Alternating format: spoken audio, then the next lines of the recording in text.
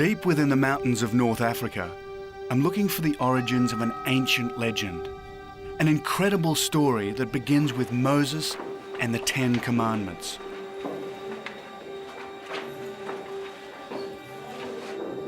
It's about an object so sacred, it can only be viewed by the most pure Christians. It's so dangerous, it can destroy cities, spread plague, and burn people alive.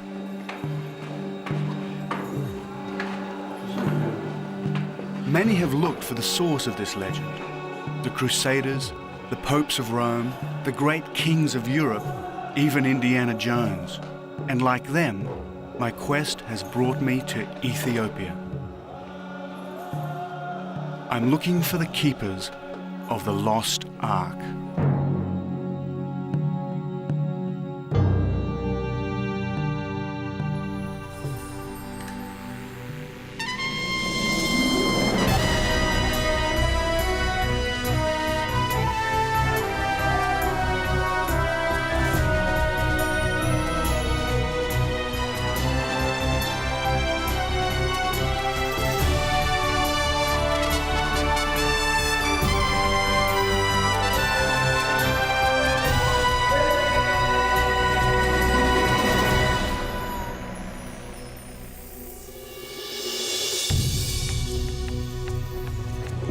My name is David Adams.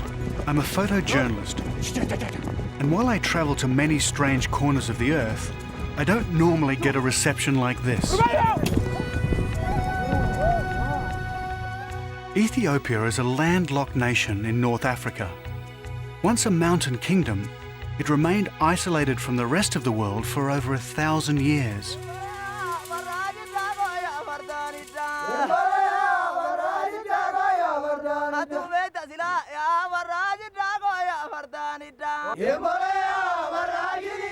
Ethiopia is the only African nation never to be colonized, thanks to warriors like these.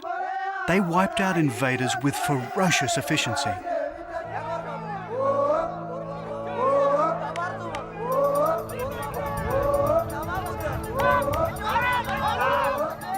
And this is how they developed battle courage.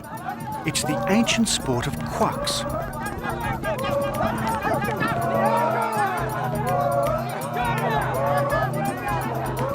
It's a form of jousting, and as you can see, the rules are simple.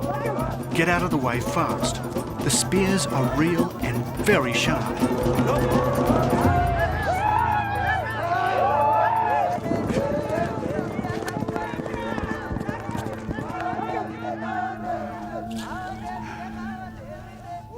That was incredible. Never been chased like that in a horse ever.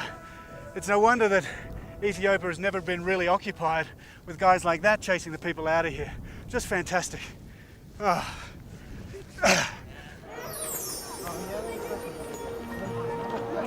But I come in peace. In fact, I come as a pilgrim. My journey starts in the Ethiopian highlands, where I'll shortly set out on a 200-mile pilgrimage. That's 320 kilometers. My journey will take me to some of the most sacred shrines in this ancient land. First stop is the town of Lalibela, where thousands of pilgrims are gathering for Christmas.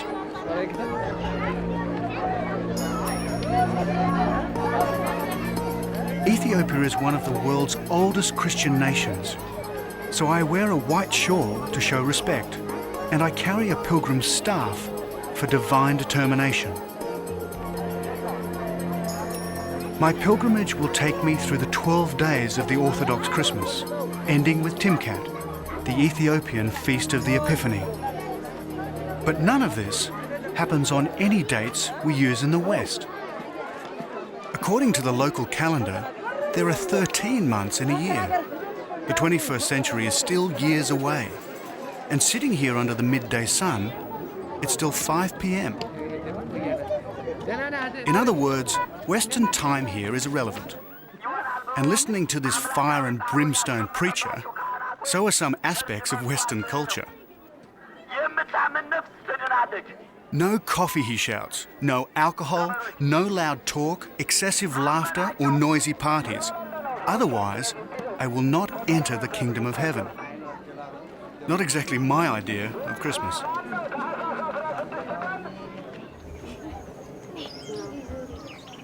So to help me on my pilgrimage and guide me through this fundamental Christian country, I need expert help. I find it in this humble Lalibela home. So all these people just come from the street, you invite them in? Yeah, I invite them in my home. That's lovely. And then everybody does that for Christmas? This Sure. is the custom? Yeah, it's the custom, it's our culture, yeah. This is Ishitu, his wife Ababa, And then these people... and her cousin Tete.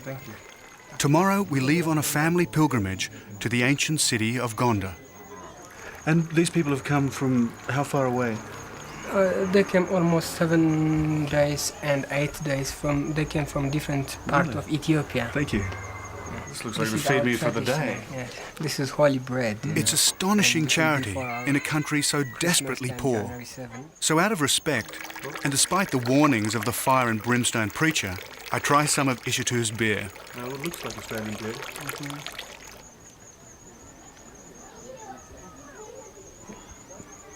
It's not How do bad. you like it? That's good. It's quite bitter. There's things floating in it. Maybe we'll export to your country. Somehow I don't think it'll work.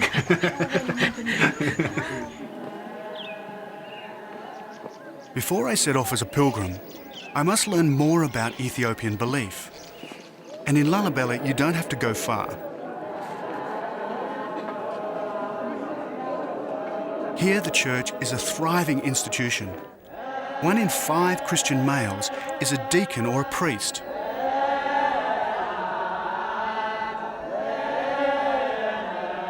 This is a Christmas liturgy, conducted as it would have been 1,500 years ago. The chanting, the robes, the mysticism all belong to the deep biblical past.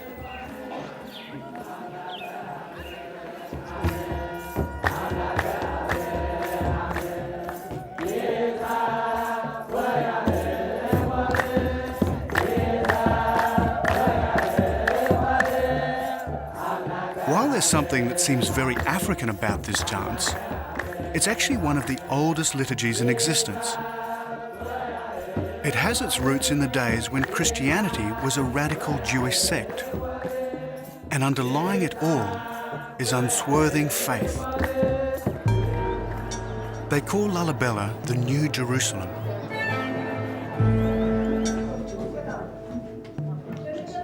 There are 11 of these churches here dating from the 12th century, and all of them are carved by hand out of solid rock. Hello.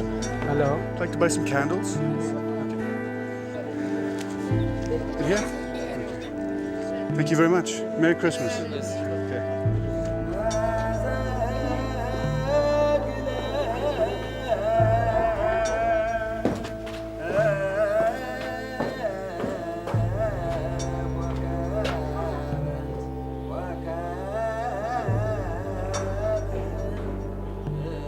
The churches are connected by a maze of tunnels.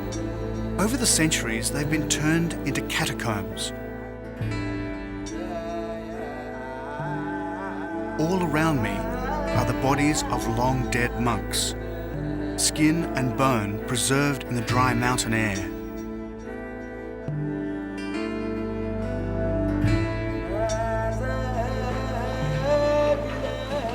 The passages twist and turn into an elaborate underground labyrinth. All of it chopped out of stone by hammer and chisel. But how? Well, according to legend, the heavy work was done by saints and angels. When King Lalibela died, God ordered him back to earth to carve the churches. And St. George and the Archangel Gabriel lent him a hand. Or that's what the faithful believe.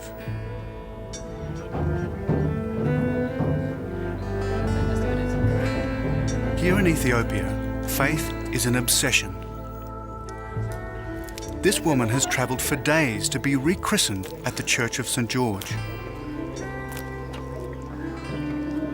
And these hermit monks will spend the rest of their lives in holes, reading and rereading their Bibles, until they too join the catacombs of the dead.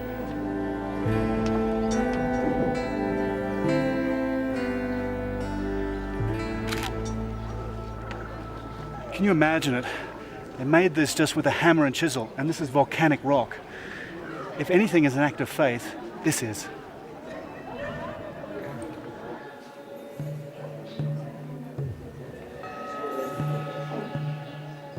But inside the church is the source of an even deeper religious obsession. The Ethiopians believe that somewhere, hidden behind these curtains, is an object handed to Moses by God. It's the Ark of the Covenant, the box that held the 10 Commandments. Now I must say, I'd always believed it was destroyed when the Babylonians sacked Jerusalem in 586 BC. But here they believe it was brought to Ethiopia by Menelik, son of King Solomon and the Queen of Sheba.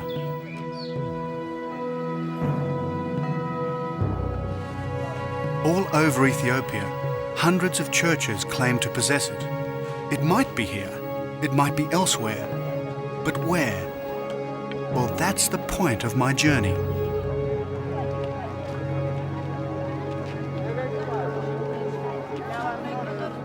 Tomorrow, I set out through the 12 days of Christmas on a pilgrimage.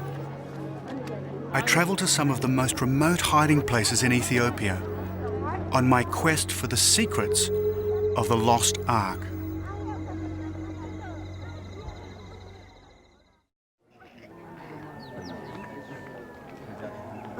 Dawn on the first day of Christmas, and our pilgrimage is underway as we set out from Lalibela to the ancient Ethiopian city of Gondar. 200 miles or 320 kilometers is not a huge distance, but it's a long way to walk.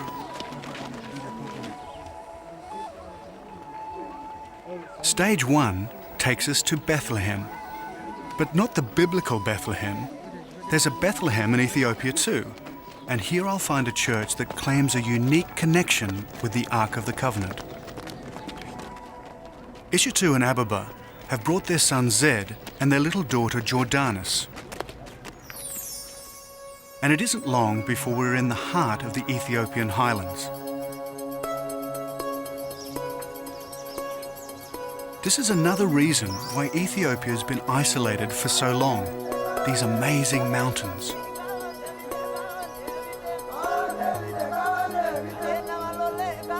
They're a natural barrier to invaders and explorers. And that includes people like me, investigating the legend of the lost Ark. You know, if you were going to hide an object that was at the core of 3 of the world's great religions, this wouldn't be a bad place to do it.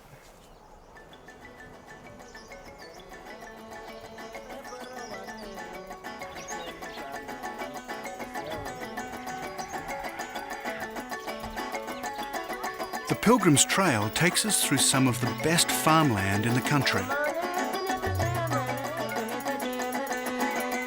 Only about 12% of Ethiopia is suitable for farming, which means that a population of 50 million Ethiopians depend on a few farmers like these to survive. No wonder it's so often a land of famine, and there's a drought on right now.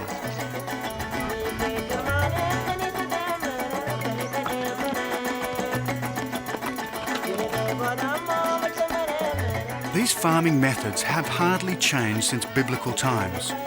They still thresh grain here much in the same way as they did 2,000 years ago. No tractors or mechanized farm machinery here.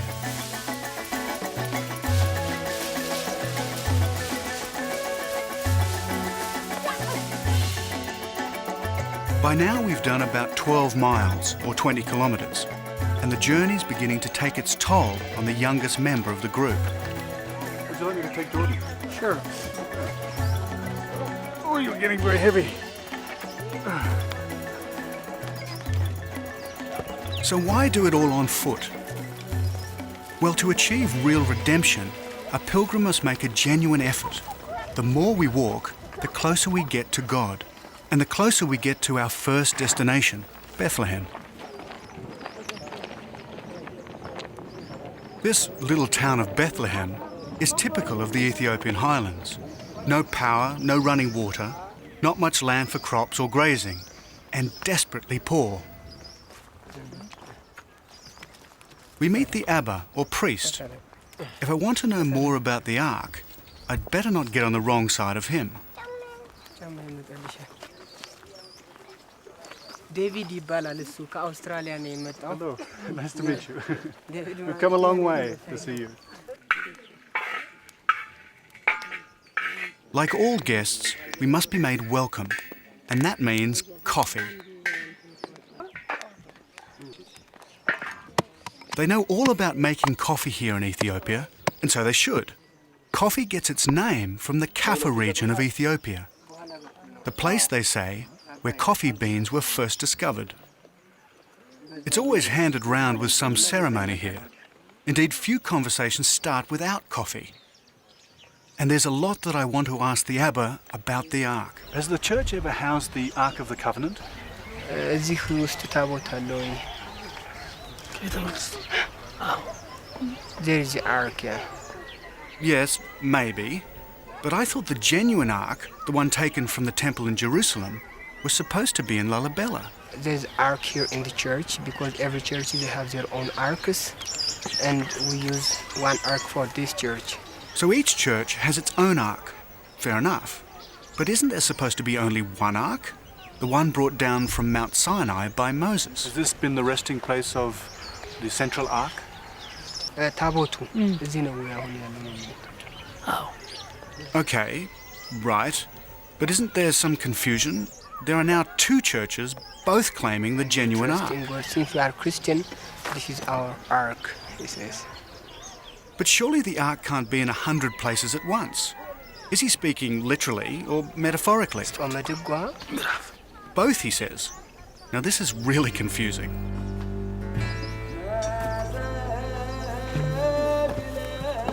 The Abba shows me the Bethlehem Church. It was built by people from Israel in the 3rd century, he says, by foreigners who wished to protect the Ark, and it's well protected. This is as far as the Abba can go. Because he's recently eaten and made love to his wife, he's temporarily impure and cannot enter the consecrated part of the church. So I enter under the watchful eyes of his assistant. But there's another mysterious eye staring at me from behind the curtains. Is this the Ark of the Covenant? I'm warned not to step too close. Even for a skeptic like me, it would be wise to obey. But the real point is that these people believe that behind these curtains there's an object that was touched by God and Moses himself. And if I was to go in there and touch it, flames would shoot straight up my nostrils and I'd be burned alive. I move back, just in case I'm zapped by the Ark.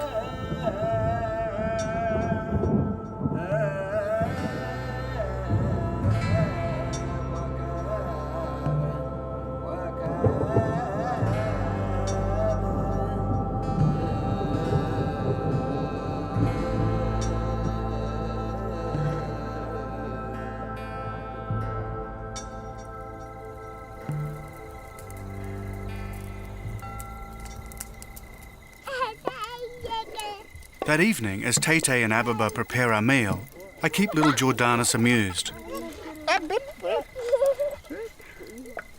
I'm all prepared for a quiet and reflective night around the campfire, when suddenly, out of the shadow come these dancers.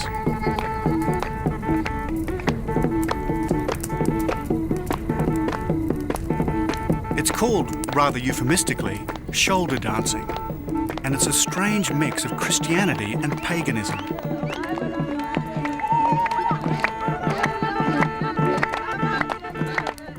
It's a dance about two spirits, one good, the other mischievous. One serves God, the other serves the devil. Suddenly, my pilgrimage is on hold.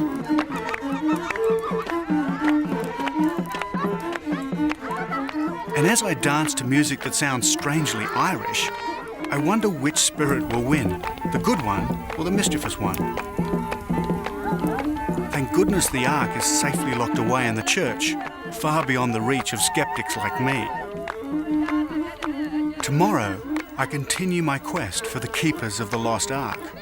I take a shower under the thundering waters of the Nile and cross a bridge built with honey, eggs, and clay.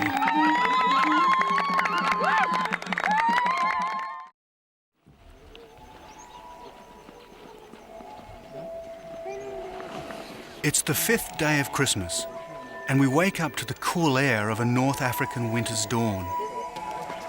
Soon we're back on the Pilgrim's Trail.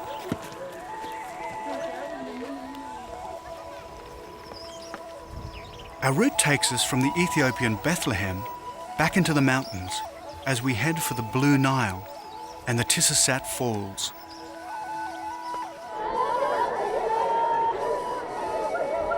But our pilgrim's progress is checked by one of the sadder realities of Africa. A cortege like this can only mean one thing: a funeral.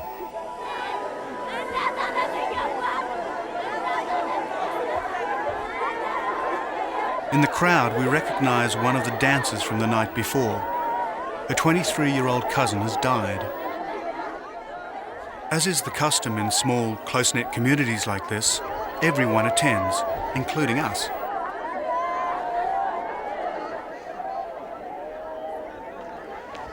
Like everywhere in Africa, death is part of life.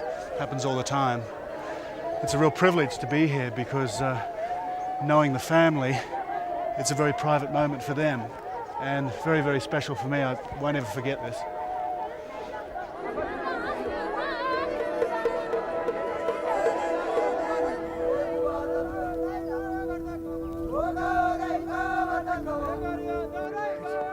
We're now well into our pilgrimage. We've got just over a week to go, but there's still 120 miles of hard slog ahead of us.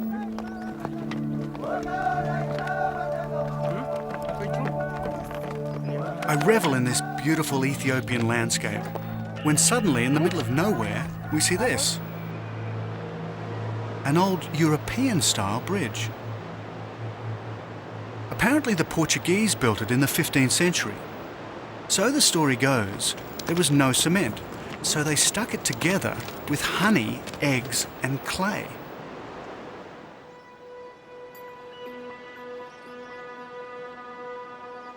We're now approaching the Blue Nile.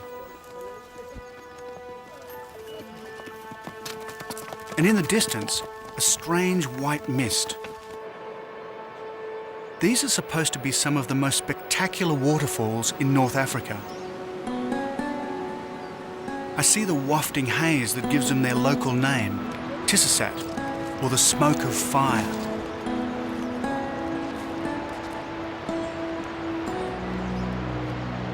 If you want somewhere to marvel at the world's greatest river, Tissasat is the place to be. It's here that the Blue Nile plunges 150 feet into a chasm.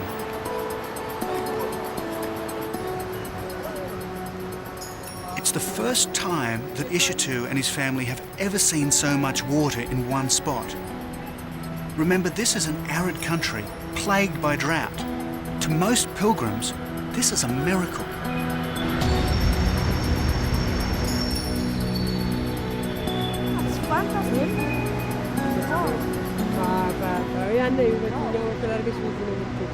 You know what I'll do now? I think I'll go down and have a really nice shower.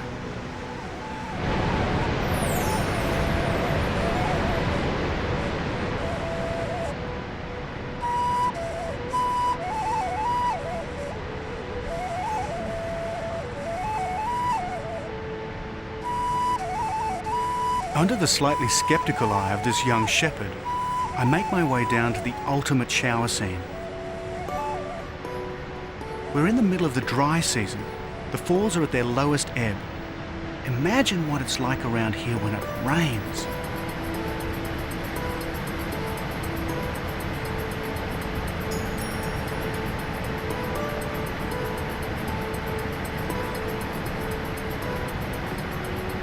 They call it the River of Life. The Blue Nile provides 80% of the water for the Nile proper. If these falls ever stopped, millions would starve to death for 1,000 miles downstream from here.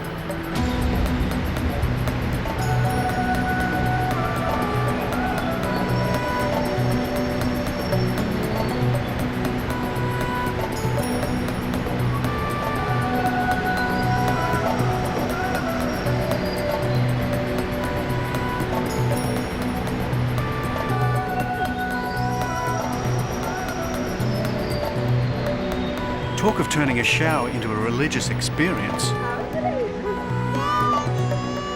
Although I suspect Ishitu and little Jordanus think I've lost my mind.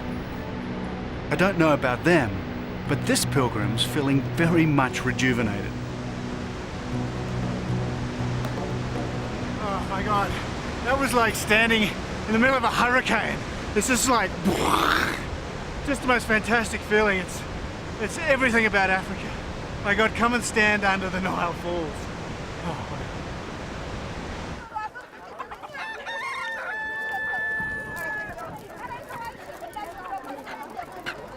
That afternoon, we go into Tisisat village to stock up on food. And in a country that's often stricken by drought, the choice is never huge. You need some potatoes? No shrimps to chuck on the barbie here. Basically, it's potatoes, tomatoes and onions. But they're fresh. Anyway, Tete and Ababa seem to know what they're looking for. However, there doesn't seem to be much in the way of meat. But then meat is a luxury in North Africa. It's a particularly bad one. Besides, as pilgrims, we should live and eat frugally to gain maximum redemption in the eyes of the Lord. But after 7 days on the Pilgrim's Trail, I must say I could eat a horse.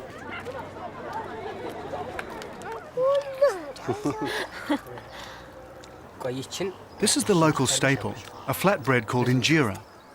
It's made from millet and appears at every meal.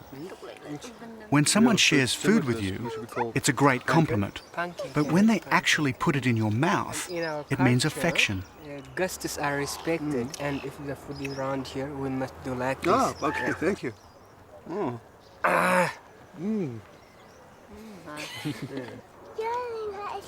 By now, I'm getting to know Ishitu and his family.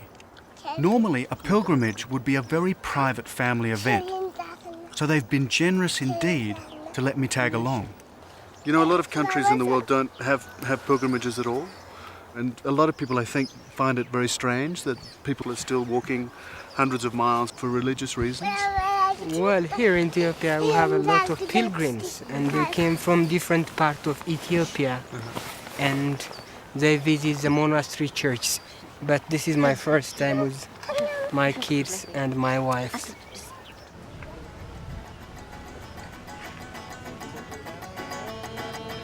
Back on the Nile, and a tiny river port that could be straight out of the African Queen. While Ishitu and family go ahead on foot, I'm making a detour to follow up a new lead on the ark.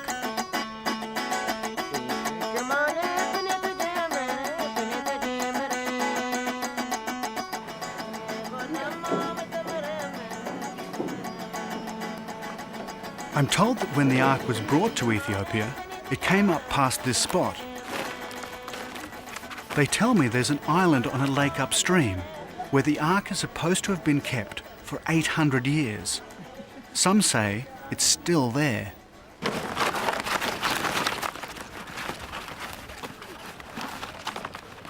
So I need a boat, and the best way to get one around here is to have one made.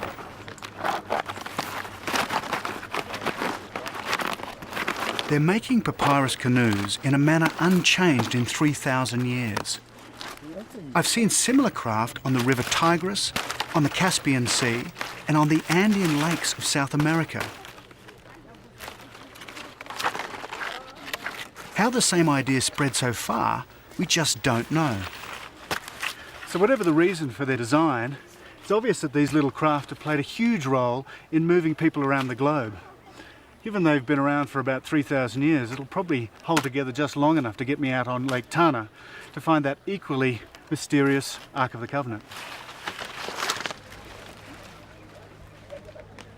I launched my canoe on the Blue Nile. It was going to be the toughest 20 miles of my pilgrimage.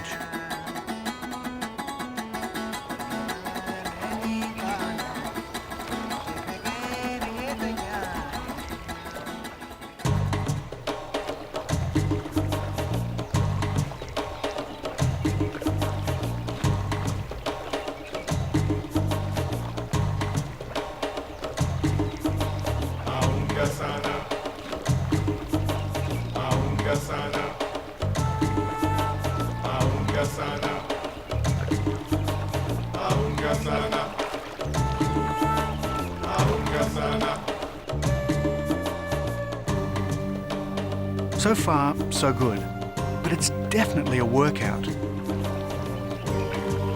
In the wet season, I'd never stand a chance.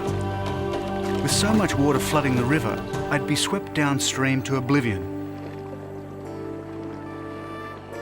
As for papyrus canoes, well, they're extremely buoyant, a little sluggish, but surprisingly stable.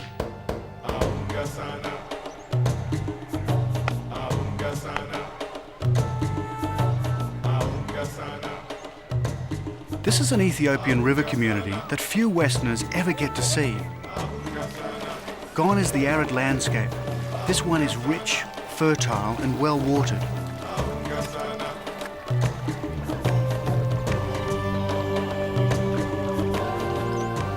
"5 miles down, 15 still to go."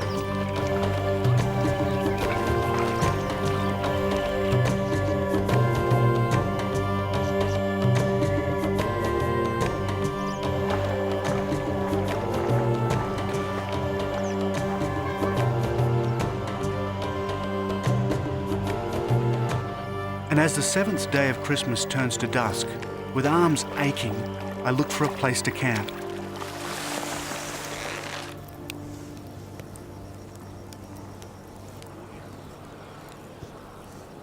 I know exactly where I am. This GPS monitor uses navigation satellites to tell me. Compared with the great explorers, it feels a little like cheating. The reading tells me that tomorrow I must paddle another 15 miles east-northeast to an island on Lake Tana, the most secret hiding place of the Lost Ark.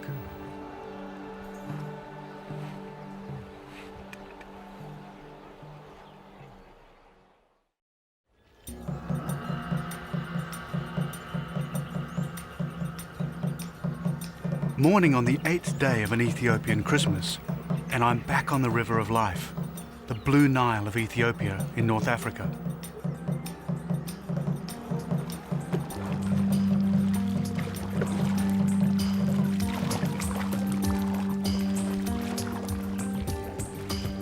I'm now heading out of the river onto one of the great freshwater resources on Earth, Lake Tana.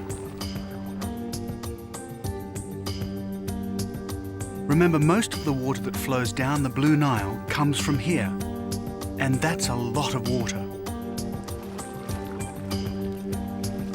This is an extraordinary place. I'm on a lake that's 60 times the size of Manhattan. It has more water than all of Britain's inland waterways and lakes put together, and is 2,000 meters or 6,000 feet above sea level.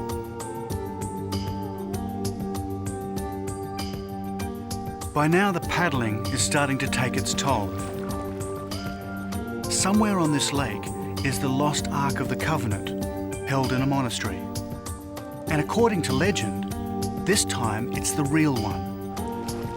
There are 34 islands on this lake, and 20 of them have monasteries. The island I'm seeking is Tana-Kirkos, and of course, it would have to be the most remote of all the islands on Lake Tana.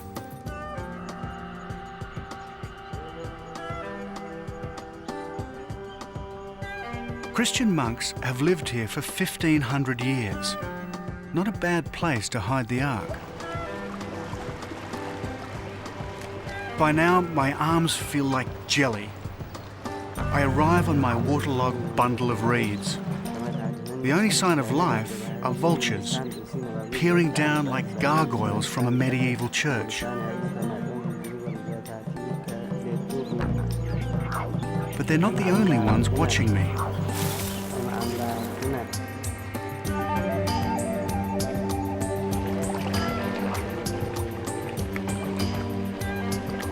My sixth sense tells me I'm under surveillance.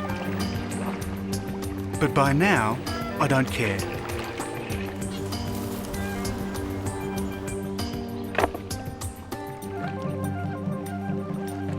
When I land, all I hear is the lapping of water.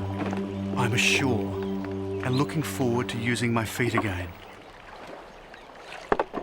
Welcome to Tanakerkos.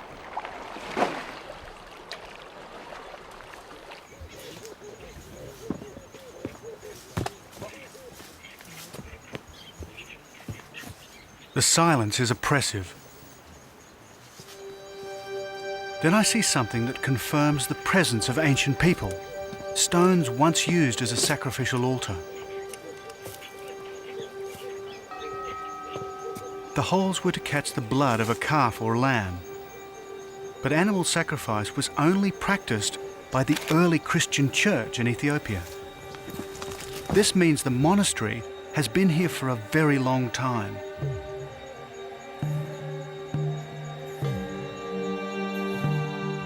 Long enough to hide an object last seen over 2,500 years ago? Perhaps. And then I see them, the keepers of the lost ark. These monks have obviously been expecting me. Hello. They're clearly quite relaxed about my presence, so I come straight to the point. I understand that the Ark of the Covenant was kept here, or first came here when it came to Ethiopia. What date was that? How long ago was the Ark brought here? ኦኬ ምንድነው መሰለት የሚሉት የመጀመሪያው የአንተን ማለት ነው ተክለኛው ታቦት ሲመጣ ስንት አመት ይሆነዋልኝ ነው የሚለው ከኦሪቱ 900 አመት አለው ማለት ነው ከክርስቶስ ልደት በፊት 980 ነው ተማታላችሁ 982 ነው በኦሪት አመት ከክርስቶስ ልደት በፊት ማለት ነው የ15 አመት የሚሉ ይሄዱበት ሲመለሱ በ18 ተመለሱ Maybe I came to the point too abruptly. I don't think that first question went down too well. I'm not sure if they're arguing about the date or whether they should be talking to me at all. Finally, a deacon translates. 982 years before Jesus Christ born. And where is it on the island? Where is it kept? የት ነው የተቀመጠው ነው የሚለው ይሄንን የሚያውቁት እግዚአብሔርና ያው በዚሁ በቦታ ያሉ ቅዱሳን Now I think I've really done it. The atmosphere becomes definitely cool. I have the distinct impression that my question and answer session is about to come to an abrupt end. There was a lot of trying to steal the ark. Because of that, everybody... Thieves have tried to steal the ark, he explains. So they've had to hide it by putting it under divine protection. So it is somewhere on the island, in one of the buildings here, but no one knows where. Yeah. So it's hidden. Still here, hidden, Okay. So even if they knew where the ark was on the island, they're not going to tell me. Yeah, sure. That's what they mean, you know. Okay. Yeah. Their attitude is simple. All the other arks in Ethiopia are fakes, used to fool thieves. The real ark is here, on the island, and they don't have to prove it to anyone, least of all me. So as I paddle away from Tanakerkos in a canoe that seems even more sluggish, I leave yet another home of the so-called one true ark.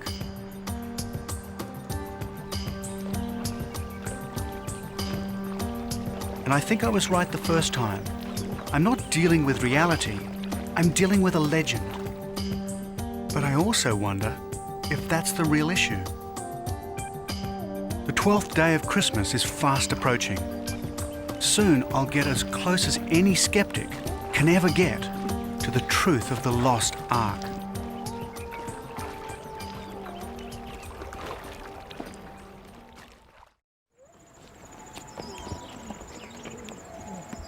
It's the 10th day of Christmas, and at last we're approaching the end of our Ethiopian pilgrimage.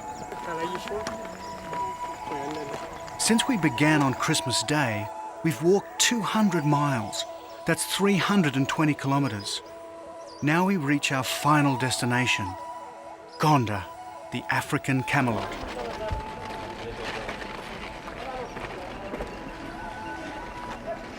And after so many days on the road, this former Ethiopian capital comes as an intoxicating relief.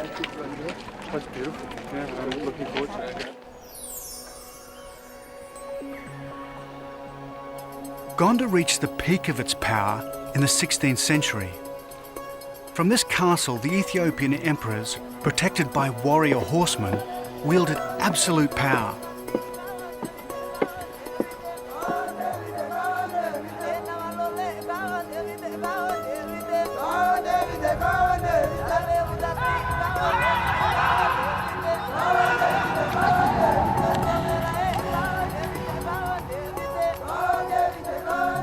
But Ethiopian emperors were always in awe of another superior force, the spiritual might of Ethiopian orthodoxy. And still today, we should never underestimate the power of the Orthodox Church in this country. Even at the beginning of the 21st century, it is still incredibly profound here.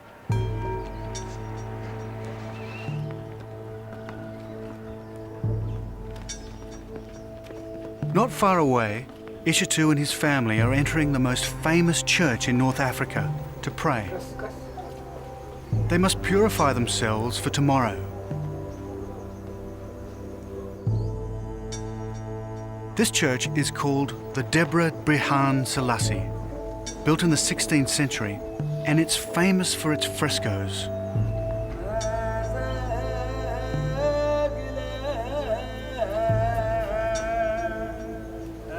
And note how they pray, not unlike the prayer rituals of Islam. The fresco is of the three wise men who showed the baby Jesus to the world. That moment is what Timkat is all about.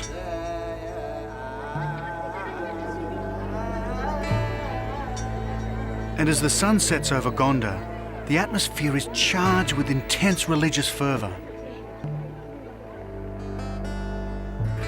It's why the pilgrims are still flocking into town, all of them seeking redemption.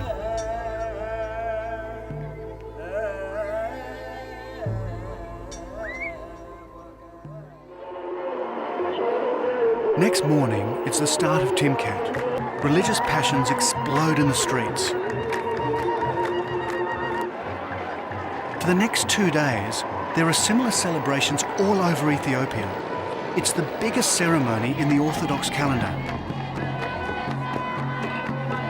For Ishitu and his family, it's the culmination of their pilgrimage.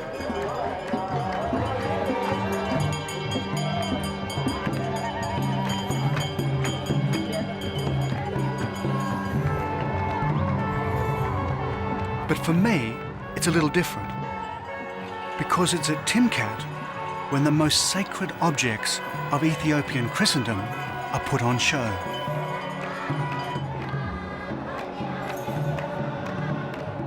This is as close as you and I will ever get to the mystery of the lost ark. Resting on the priests' heads are tablets, the tablets upon which God is supposed to have written the 10 Commandments. But there seem to be rather a lot of them, so which ones are genuine?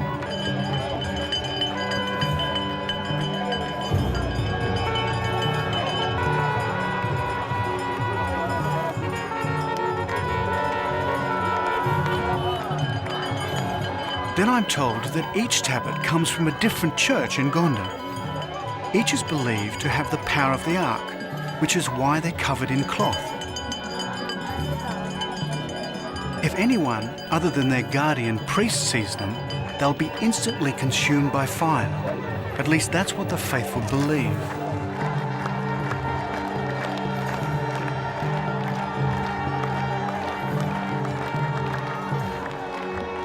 All over Ethiopia, hundreds of tablets are being paraded, each with the same powers.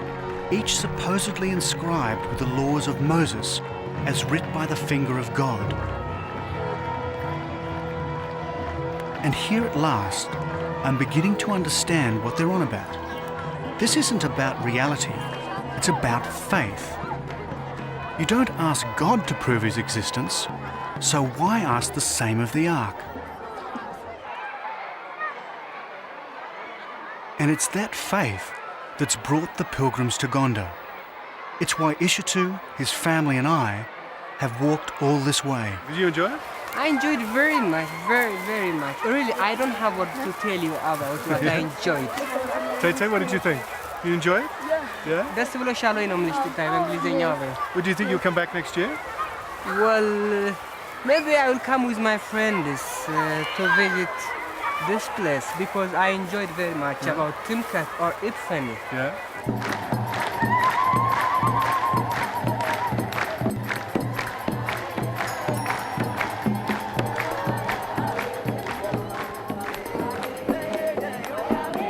As the festival reaches its climax on the 12th day of Christmas, the drums beat incessantly. The priests bless the crowd as the most sacred moment of the Epiphany ceremony unfolds.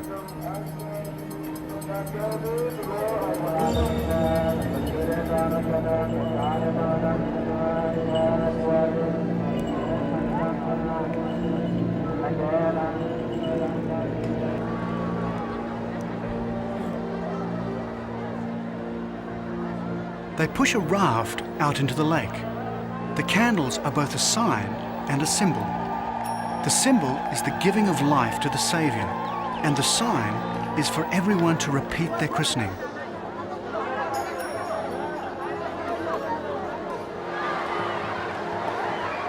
Water flies everywhere, and while it's a moment of deep religious significance, I can't help thinking it's also about having a good time.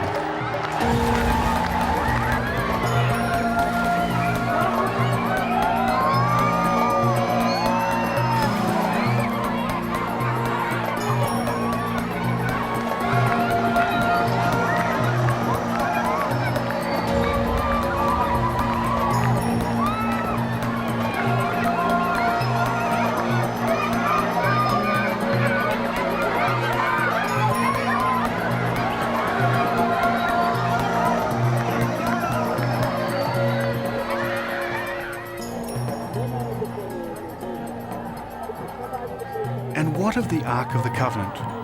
Well, the Ark didn't show, but its contents did. And after a brief appearance, they'll be returned once more to a life of seclusion until next year's Timkat. So if you come to Ethiopia, you may not find the Ark, but you will find the covenant, that agreement between God and humanity. It's everywhere, in ceremonies like this all over Ethiopia. It's in the hearts and minds of the Ethiopian people. But right now, it's the mouths and stomachs of a group of pilgrims that's concerning us most. After so much walking, I reckon we've earned enough redemption for some of the pleasures of life. We're looking forward to this, I tell you. Where's the Timkat, huh? And a toast to little Jordanus, the youngest member of the group, always happy, always smiling. And sadly, it's time to say goodbye to my pilgrim friends. And as they head back to Lalibela, I head off to reflect. I'd done 200 miles across these magnificent highlands. I'd visited some of Ethiopia's most sacred places, and I'd got a real insight into the soul of this ancient land.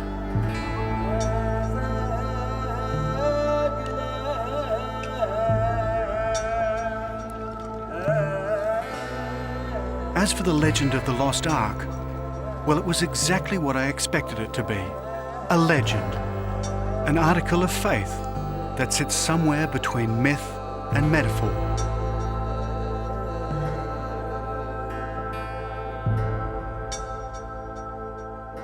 And while it is fact and logic that makes the Western world tick, it's that wonderful mixture of faith and legend that's forever keeping me going on my journeys to the ends of the earth.